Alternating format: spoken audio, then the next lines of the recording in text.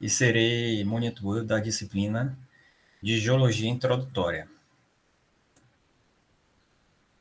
Bom, eu vou estar ao longo desse curso, né, resolvendo algumas questões para poder auxiliar, né, na questão de dúvidas. Caso tenham dúvidas, também pode trazer para mim questões, dúvidas teóricas. Eu sei que muitos já vêm do curso técnico certa base, mas nem todos, né, vieram do curso técnico. Então, quem tiver dúvida a respeito dos conteúdos de alguma questão, pode falar comigo. Bom, na escolha das questões, eu peguei logo a primeira questão 1, definição de mineral, porque ele é muito importante, porque nós sabemos que a rocha, né, que compõe, né, o planeta Terra, né, formado por rochas e minerais, e a rocha é formada pela união de minerais. Então, a definição de mineral ele vai acompanhar o aluno de geologia ao longo de toda a graduação. Sabemos aquela definição de minerais, né, que tem lá no Decifrando a Terra ou no Para Entender a Terra, que algumas vezes se torna muito decoreba. Então, é importante a gente entender o que é essa definição e por isso eu fiz aqui no formato de um mapa mental para facilitar o entendimento.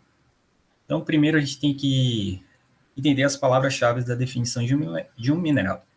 Então, a palavra-chave aqui, por exemplo, é elemento e composto químico. E ainda podemos colocar a palavra definida e certos limites.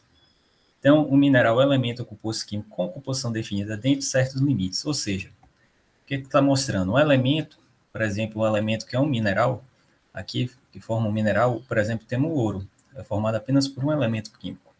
Já o composto químico com composição definida, temos o caso do quartzo, e vai ter essa mesma composição química aqui em qualquer ambiente geológico. Vai ter essa mesma composição. Já variando dentro de certos limites, são os minerais que eles variam a sua composição química, mas ele tem uma composição química, ele tem uma composição, mas ele pode variar a quantidade de átomos. Por exemplo, a olivina pode ser formado por 2 átomos de magnésio ou por 2 átomos de ferro, ou um átomo de magnésio e um de ferro. E, por exemplo, aqui temos a série dos plagioclásios, né, que é uma série de minerais polimórficos, ou de minerais isomórficos, ou seja, eles têm a mesma estrutura cristalina, mas vão variar a sua composição química, podendo variar entre os componentes de sódio e de cálcio. Então, né, até cheguei a falar aqui sobre a estrutura cristalina. Então, a outra definição, né, para se enquadrar em um mineral, em um composto, né, sólido se enquadrar em um mineral, é que ele seja cristalizado. Ou seja, ele tem que ter um retículo cristalino, né, como tem aqui, ou seja, os átomos são ordenados, formando uma estrutura tridimensional. E não se encaixa como um retículo cristalino, né, o caso da obsidiana. Então, ele não é cristalizado.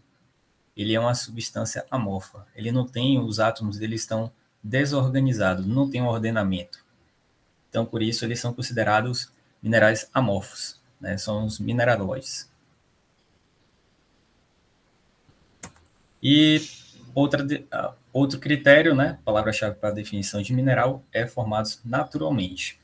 Ou seja, minerais sintéticos, né, que são considerados mineraloides, que são fabricados pelo ser humano, né, por exemplo, o rubi, ele não é considerado um mineral, porque ele é sintético.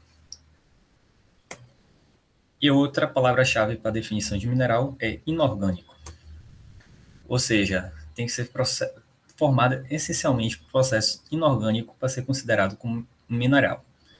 Por exemplo, se for de origem, né, através de organismos vivos, através de processos biogenéticos, não é considerado mineral.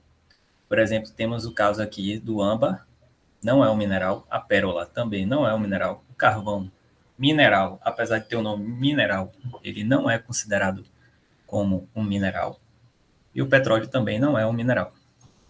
Eles aqui são bens minerais, mas não se enquadram como um mineral.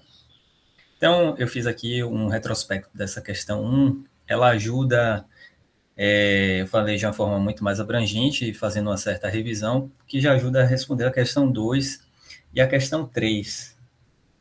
E eu acho que também ajuda até a responder a 4, porque você entendendo o termo que é cristalizado, entendendo que é um retículo cristalino, e nós sabemos que o retículo cristalino é formado pela célula unitária, que é a menor unidade, né, que já contém as propriedades físicas e químicas do mineral. Então, esse daqui seria, por exemplo, o tijolo, é considerado o tijolo da célula. Então, a união desses tijolinhos, dessas células unitárias, é que vai formar o retículo cristalino.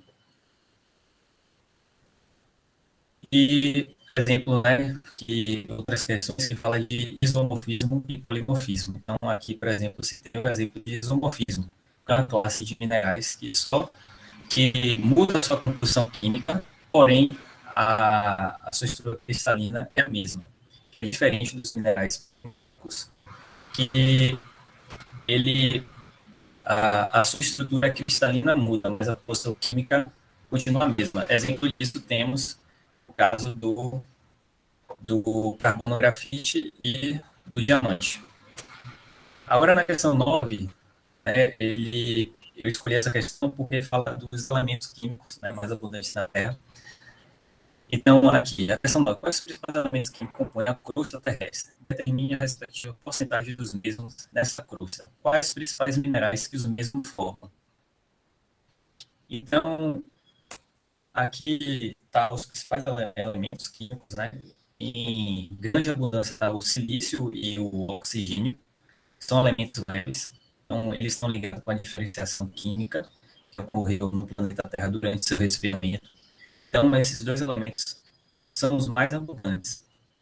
Depois vem o sódio, o cálcio, o potássio, o magnésio, o ferro, o alumínio e os outros elementos. Então, a gente vê que são poucos elementos químicos que são mais abundantes, né, na crosta terrestre. Consequentemente, a fórmula química da maioria dos minerais formados vão ter esses elementos químicos aqui, que já ajuda a responder o restante da questão. Por exemplo, o oxigênio, o silício e o oxigênio vai formar a sílica, que vai formar o grupo dos minerais, né, que são mais abundantes na crosta terrestre, que pertence à classe dos silicatos, que possui a sílica SiO4. Então, aqui a classe dos silicatos ele corresponde, fiz a soma aqui, a 97% da crosta terrestre, enquanto os outros minerais compõem apenas 3% da crosta terrestre.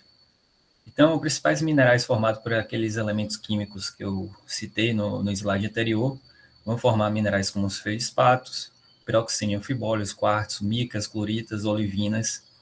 Então, são esses os principais minerais formados. Todos eles contêm silício, oxigênio, a maioria tem silício, oxigênio, o cálcio, o sódio, o alumínio, mostrando assim a relação, né, dos elementos abundantes na natureza com os minerais também. E essa questão 9 já ajuda também a responder a questão 10. Bom, então depois eu escolhi a questão 12, né, que ele pede na questão 12, explica como se dá o processo de formação dos minerais. Inclusive, essa pergunta já foi questão minha de prova.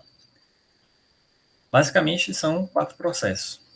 Então, eu vou explicar aqui cada um. A cristalização do magma, a recristalização, o intemperismo químico e a precipitação em soluções, ou seja, a cristalização do magma, ou seja, como é que dá a formação, né, pela cristalização do magma? Através do resfriamento desse magma, atingindo a temperatura, né, de fusão dos minerais, com isso esses minerais vão sendo formados. Mais na frente vamos ver a série de Balmer, que fala, por exemplo, da cristalização, né, dos minerais. Aqui, a recristalização ele envolve muitas rochas metamórficas, que através, principalmente, pela ação da pressão, né? Aqui temos uma dobra, por exemplo, de uma rocha. Então, os minerais que estão nessas regiões de metamorfismo, ocorre bastante recristalização. Então, com o aumento da pressão, essa estrutura cristalina pode mudar e formar um novo mineral. Exemplos temos a calcita, com aumento de pressão, forma a dolomita. E no caso de temperismo químico, vai formar principalmente, né, através da ação da água, vai formar os argilominerais. Exemplo aqui temos o ortoclásio formando a caulinita, que é um exemplo de argila mineral. E a precipitação em soluções é o que ocorre na formação do mineral de halita, que ocorre principalmente em ambientes quentes e desérticos, pela evaporação da água e concentração dos sais, tornando a solução supersaturada e precipitando, correndo essa precipitação e formando esse mineral. A questão 21 ela é importante para o laboratório e é importante ter em mente também, né, sobre os minerais índice, né, que ela pede aqui. O que representa a dureza de um mineral? Qual a escala utilizada para a classificação desse parâmetro? E quais são os seus minerais índice? Quais materiais utilizados comumente para auxiliar na determinação desse parâmetro? E qual as respectivas durezas a ela relacionadas? Ou seja, então, o que representa a dureza do mineral? É o grau de dificuldade do mineral ser riscado. Então, isso está ligado com a composição química, com a ligação química do mineral. Então, quanto mais forte a ligação química do mineral, maior a dureza daquele mineral.